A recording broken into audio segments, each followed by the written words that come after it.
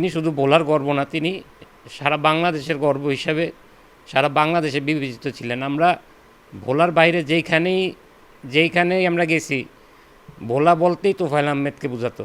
ভোলা বললেই সবাই আগে জিজ্ঞাসা করতো তোফায়েল আহমেদের ভোলা নাকি।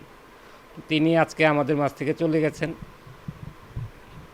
এই শোক আমাদের জন্য অনেক অনেক বড় শোক, কিন্তু তারপরও এই শোক সবাই মৃত্যুবরণ করবে, এই শোক আমাদের সহ্য করতে হবে।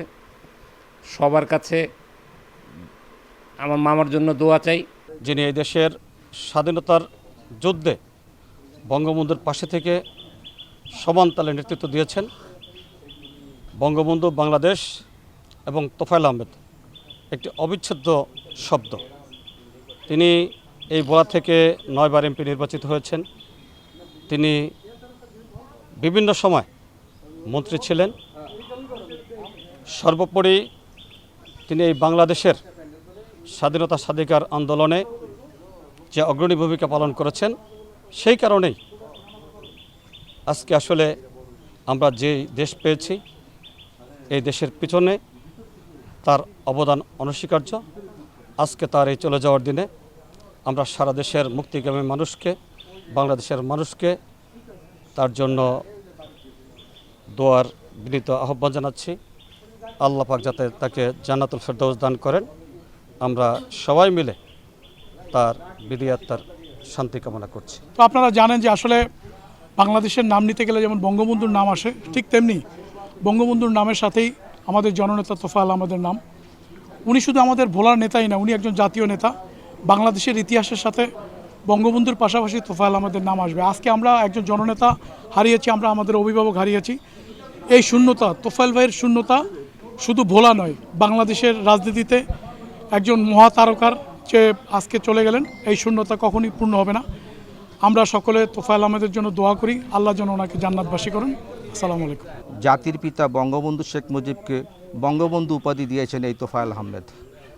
আমরা এই বীর মুক্তিযোদ্ধাকে হারিয়েছি। আমরা সকলের কাছে অনুরোধ করব, উনি ভোলায় যথেষ্ট উন্নয়ন করেছেন।